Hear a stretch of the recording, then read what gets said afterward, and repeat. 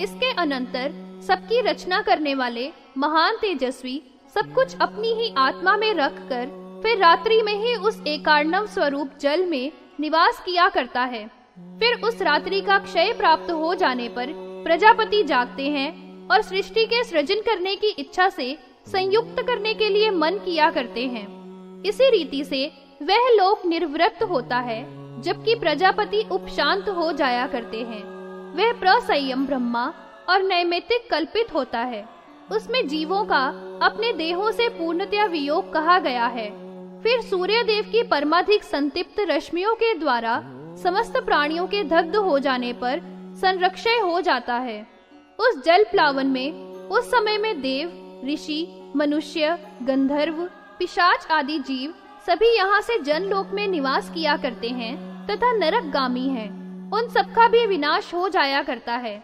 उस समय में वे भी पापों से रहित होकर सब निर्दग्ध हो जाया करते हैं और वे सभी जब तक यह संपूर्ण जगत जल में रहता है जल में निमग्न हो जाया करते हैं, अर्थात जल के ही रूप में रहते हैं। जिस समय में यह महानिशा नष्ट हो जाती है तब अव्यक्त योनि वाले ब्रह्मा से वे सभी भूतपूर्ण रूप से फिर समुत्पन्न हो जाया करते हैं।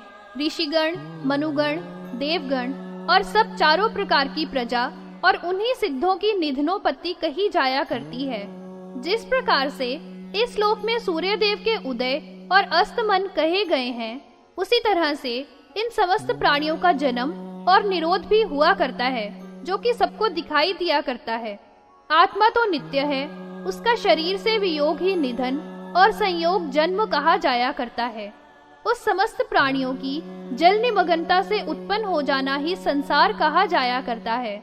जैसे वर्षा होने पर यहाँ पर सब भूतों के साहित्य समुत्पन्न हुआ करते हैं। स्थावर आदि सब प्रत्येक कल्प में तथा समस्त प्रजा जैसे ऋतु काल में सभी ऋतु के चिन्ह नाना रूप वाले हो जाया करते हैं और बदल जाते हैं, वैसे ही सब समुत्पन्न होते हैं। जिस तरह से ब्रह्मा के दिन और रात्रि में ही है, वही सबके सब दिखलाई दिया करते हैं। जब प्रत्याहरण होता है और विसर्ग होता है, उस समय में सभी निश्चित रूप से गतिमान हुआ करते हैं। समय के समुपस्थित हो जाने पर अपने ही आप ये सब प्रजाजन प्रजापति में प्रवेश और निष्क्रमण किया करते हैं। समस्त भूत ब्रह्मा जी में तथा महेश्वर में महायोग किया करते हैं, अर्थात सृजन काल में ब्रह्मा जी में तथा संहरण काल में महेश्वर में इन सबका महान योग होता है। कल्पों के आदि काल में बार बार समस्त प्राणियों का वही सृजन करने वाला हुआ करता है।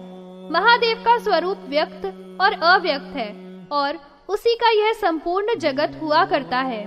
जिसके ही द्वारा ये सर्वप्रथम सृष्ट हुए हैं, वे जल समग्र इसी महीतल में मार्ग के द्वारा चले गए हैं। जैसे पूर्व में यह गमन कर गए हैं, उसी मार्ग से फिर भी स्वर्ग में चले जाते हैं। जो भी उनका कर्म शुभ अथवा अशुभ होता है, उसी के अनुसार वे वहाँ अन्य देहों में स्थित रहते हुए सूर्य के वंश में रहकर उधर्व में अर्थात देवलोक में और अधोभाग में अर्थात नरकों में संचरण किया करते हैं।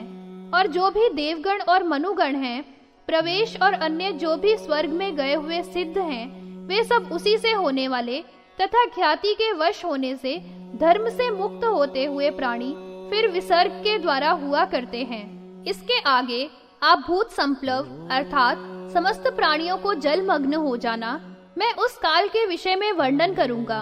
हे द्विजो, जो भी मनवंतर होते हैं, उन सबको मैंने बतला ही दिया है।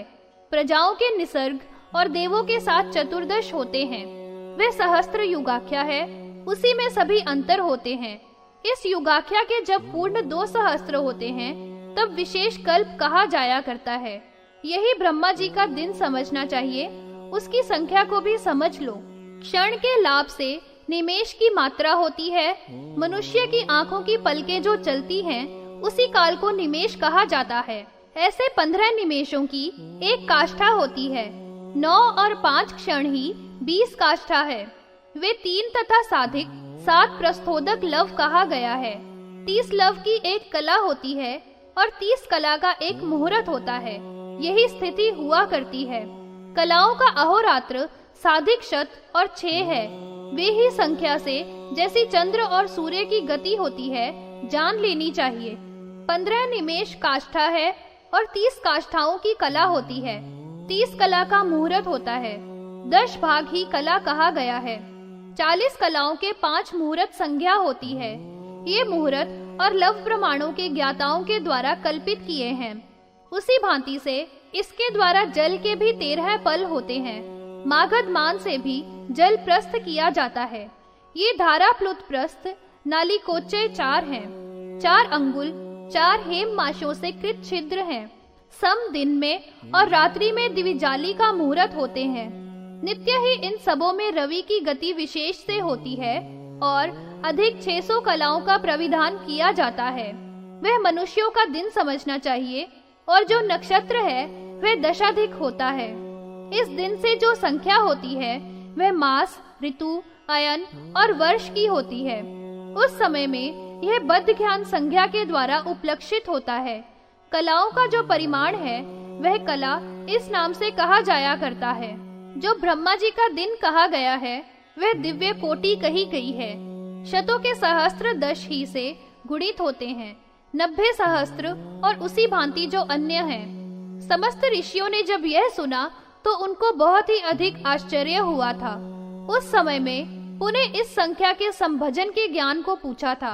ऋषियों ने कहा, यह संप्रकालन का ज्ञान मनुष्यों के द्वारा ही सम्मत होता है। अब हम लोग मान के द्वारा संक्षेपार्थ पदाक्षर को श्रवण करने की इच्छा करते हैं। उनके इस वचन को सुनकर लोगों के हित में रति रखने वाले वायुदेव ने, जो प्रभु दिव्य चक्षु वाले थे, यह वचन बोले। वे रात और दिन जो कि लौकिक होते हैं और यहाँ पर माने जाते हैं, तो वे अपने पूर्व में ही वर्णन कर दिए हैं। उनकी संख्या और इसके पश्चात वर्षाग्र ब्रह्म क्षय मैं बताऊंगा।